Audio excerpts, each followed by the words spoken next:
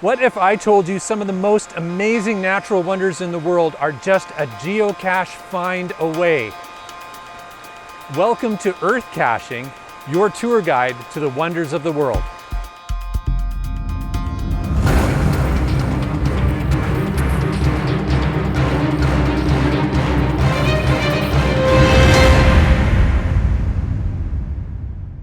Hey adventurers, it's the Land Monkey, and in this episode we are going to unlock the secrets of EarthCaches. I'm going to show you how to find them, answer them, and log them. And along the way, I am going to share with you 5 pro tips that I have learned from finding over 1,000 EarthCaches over the last 10 years all around the world. So stay tuned, let's get right into how to make EarthCaching easy for you.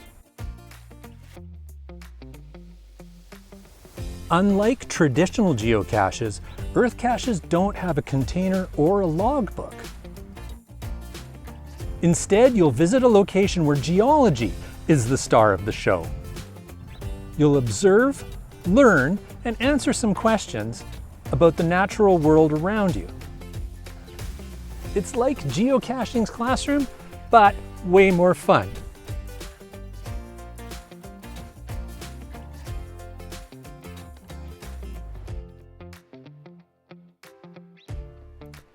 To find EarthCaches, you'll just have to open your geocaching app and look for the little globe icon. When you see one, that will be the location for an EarthCache. If you have a premium membership, you can also set a filter on your app to only show EarthCaches to help speed up your search.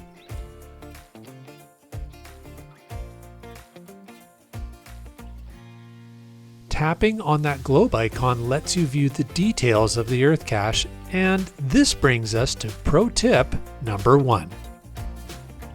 Our first pro tip is to always read the cache page before you head out on your adventure.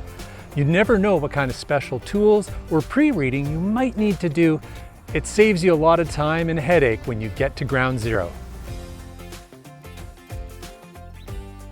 The real secret to EarthCache success is knowing how to answer the questions. The questions are often called logging tasks. Because there's no container, you'll be asked to make some observations based on the geology lesson in the EarthCache description, and then you'll be given a set of questions. You'll need to send the answers for those directly to the EarthCache owner. Every EarthCache will be a little different, but generally speaking, the knowledge you need to make your observations and answer the logging task questions will be contained in the EarthCache description. It could be as simple as, what type of rock do you see here? Or describe the appearance of the rock, or how tall is the waterfall? Make your observations, don't forget to snap a photo, and note down your answers. Easy. Every EarthCache has logging tasks. These might ask you to measure, describe, or observe something about the site, but don't panic, you don't need to be a geologist.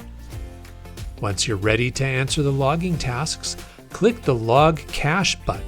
You'll get an option to send your answers. Our second tip is to make sure you always have some way to measure what you're observing.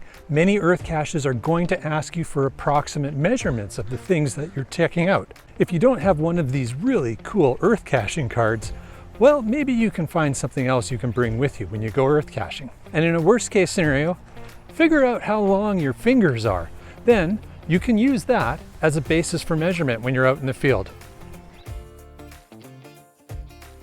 Once you've submitted your answers, write your log. Just like you would with any other geocache. And here's another pro tip for you. When you submit your log, make sure right up at the top that you mention you've already sent the answers to the cache owner. This is a requirement per the guidelines of EarthCaching that the answers are sent before you log the find. So that way, the EarthCache owner will know, hey, it's already in my inbox, I don't need to worry about it, I can check it later. So it's a courtesy, but it's also illustrating that you understand the rules of how EarthCaching is supposed to work.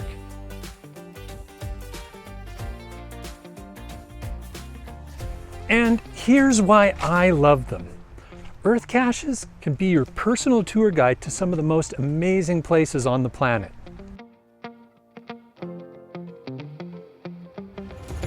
They'll lead you to waterfalls,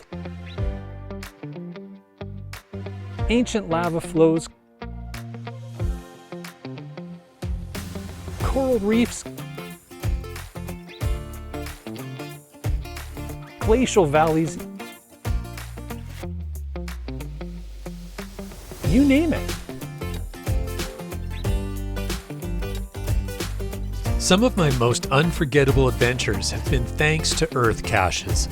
Standing in the Continental Divide in Iceland, hiking scenic river gorges in Gold Country, exploring coral reefs in Bermuda. These are places we might never have found or fully understood without EarthCaching. So take the adventure, and along the way you'll discover just how incredible our planet really is. And for another pro tip, make sure you snap lots of photos. You can include some with your log as long as they don't spoil the EarthCache questions, and they can be a lot of help to make sure that you remember some of the things you needed to learn if you're answering the questions later. So there you have it, how to find, answer, and log EarthCaches like a pro. Well, now it's your turn to get out here and find EarthCaches. So let us know in the comments how your experience goes. Tell us what you've learned about EarthCaching, and of course, don't forget to subscribe and share the video with your friends to help them become the expert EarthCacher that you now are. We'd like to thank our patron family because they make every one of these episodes possible. If you'd like to learn more about all the perks of being part of our patron family, check it out at patreon.com/landmonkey. Now, where's the next EarthCache we're going to find?